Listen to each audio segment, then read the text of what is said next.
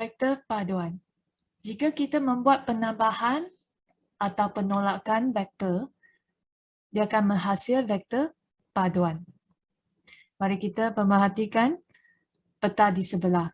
Okey. Dayang, Mia, Tan dan Rajid bercadang ingin bertemu di Pasar Mini. Kita tengok rumah Rajid. Dari sini dia nak ke kedai. Okey, dari sini dia bergerak. Okey. Dan dia bergerak sini. Bertolak dari sini hingga titik terminate. Ini titik awal, ini titik terminate. Kita cuba pemerhati dari rumah Tan.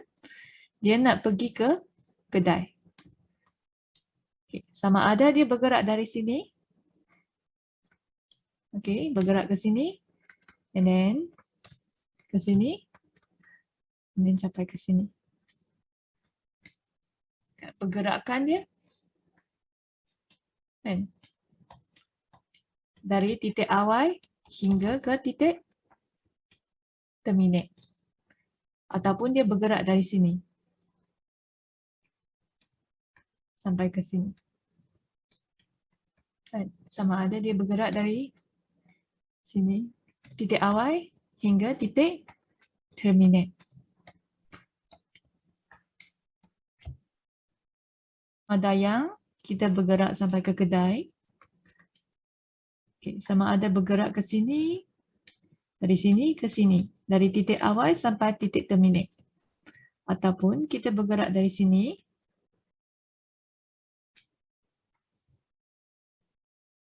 Okay. Sama ada dia bergerak dari sini macam ni, Dayang sampai ke kedai. Kan? Ataupun, okay, ini dia ke sini, ini dia naik, ini dia ke sini. Kan? Dari titik awal sampai titik terminate. Takkan dia terbang kan dari situ ke situ. Mia sampai ke kedai. Sama ada dia bergerak macam ni. Pergerakan dia ini dari sini ke sini ke sini. Ataupun ke bawah. Okay. Sama ada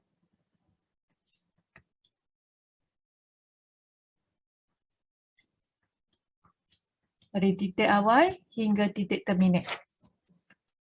So, didapati bahawa rakaran bagi laluan yang dilalui oleh mereka menghasilkan sesaran yang merupakan suatu vektor paduan.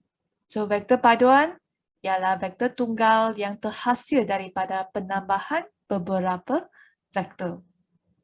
Okey, mari kita tengok kes 1, penambahan 2 vektor selari. So, di sini kita ada vektor 4A, sini ada 5A. Hasil tambah mereka akan dapat 9A. Nampak yang warna pink dengan warna hijau di sini. Okey, so dari sini kita tahu 4A tambah 5A sama dengan 9A. So kita dapat 4A tambah 5A sama dengan 9 vektor A. Kalau kita nak cari magnitude dia, 4A tambah magnitude 5A sama dengan magnitude 9A. Panjang dia. Okay, kita tengok yang kedua. Penolakan 2 vektor selari. Nampak yang warna pink ni. 7B tolak dengan 4B. Kita dapat 3B. 7B tolak vektor 4B. Dia sebenarnya sama 7B tambah dengan negatif 4B. 7B tambah dengan negatif 4B.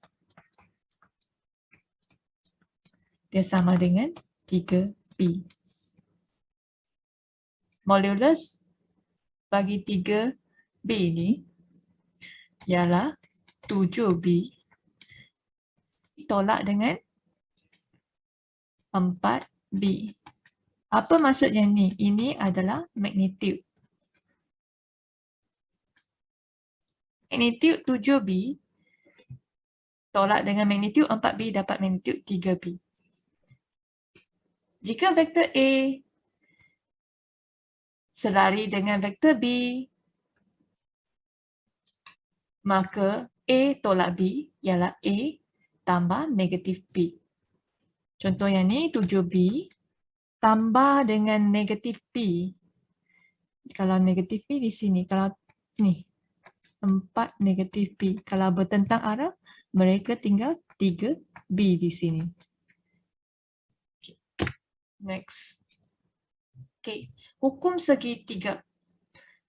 Ini adalah penambahan dan penolakan vektor tidak selari. Yang tadi itu vektor selari. So, penambahan dan penolakan vektor tidak selari ada 3 hukum. Yang pertama, hukum segitiga. Okey, kalau kita nak A ke C kan, dari A ke C. Okey, laluan dia dari A, vektor A tambah dengan vektor B. So, maksudnya kalau kita nak cari vektor AC, iaitu A hingga ke C kan. So, dari A ke B tambah dengan B ke C. A, C. Maksudnya A tambah B. Okay. Hukum segitiga boleh diguna pada penolakan dua vektor tidak selari. Okay. Kalau kita nak dapat yang ni. Kita nak dapat yang ni. Macam mana kita nak dapat ni? Kita kena guna A tambah dengan ni. Kalau kita nak dapat yang ni, kita kena yang ni tambah dengan ni. Okey, dari A tambah dengan B. Tapi B ni nampak anak panah. Dia bertentang arah dengan ni. Bila bertentang arah dengan ni, bila bertentang arah iaitu negatif B. Jadi sini ialah A tolak B. Iaitu A tambah negatif B. Okay, kita tengok yang tadi. Nampak tak? Kalau kita nak A ke C, iaitu A ke B, B ke C. Nampak anak panah dia? Kalau kita nak dapat yang ni, ini tambah dengan yang ni. So, kita nampak dah. A tolak B, iaitu A tambah negatif B. Contoh dia bagi yang ni dengan yang ni. B, A. Ni dah dapat yang ni. Macam mana kita nak dapat? Nak dari sini ke sini kan? So, dari titik awal hingga titik terminate. Awal, terminate. So, ini bertentang arah. Yang ni akan jadi negatif B. Okay. So, dari titik awal hingga titik terminate, negatif B tambah vektor A. So, kita dapat A tolak B. Okay, satu lagi contoh. Kalau cikgu bagi macam ni.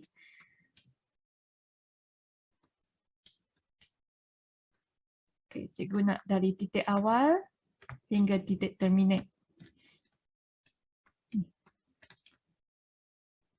Yang ni C, yang ni D.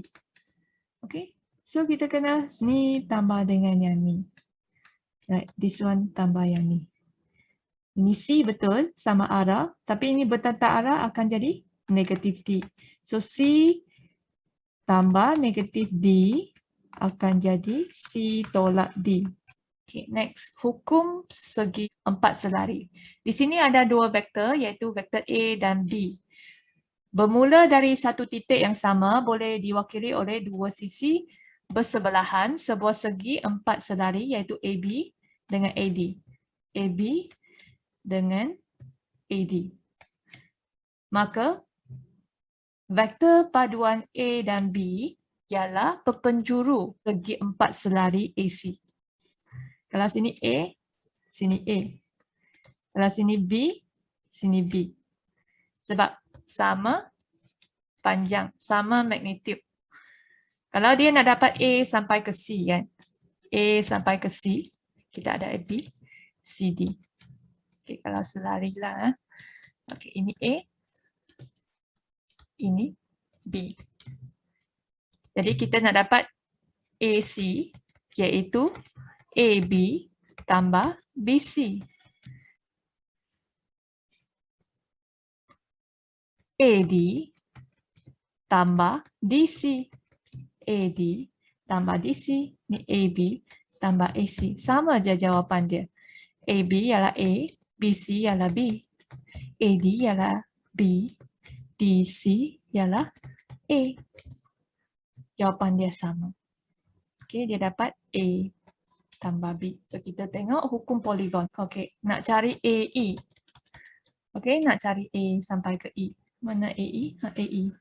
Jadi, kalau nak dari titik awal hingga titik terminate, kita dari AB tambah BC tambah dengan CD tambah dengan DE. Okey, mula dengan A, tamat dengan E. Dan di antaranya ni hasil tambah BB, CC, DD kena sama. Okey, bersebelahan.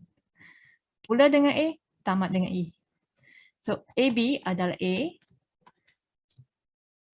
Yang ni adalah B. Yang ni adalah C. Yang ni adalah D.